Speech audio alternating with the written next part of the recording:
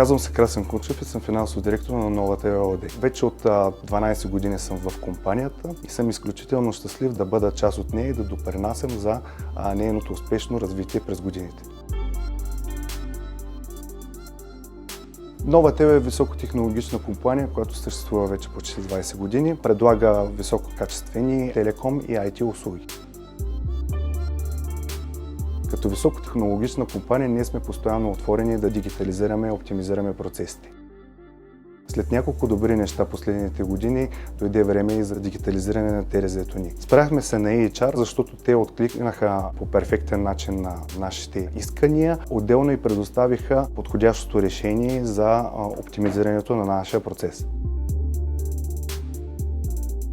В началото не беше лесно, защото цялата тази хартиена документация трябваше да се прехвърли на EHR. С любезното съдействие на колегите от EHR, нещата се случиха доста бързо и ние успяхме да мигрираме и в момента вече работим paperless. Преди внедряването на EHR процесът беше доста тежък, във връзка с това, че трябваше да се отпечатват всички документи и за да се подпишат всички трябваше да бъдат в едно и също време на едно и също място. След което всички тези копия от документите трябваше да се приберат в досиетата и имаше възможност някои от документите да бъдат загубени. Абсолютно се оптимизира и дигитализира, като в момента с няколко клика всеки един служител може да одобри въпросните документи, може и да търси много лесно и да прави справки относно неговото досие.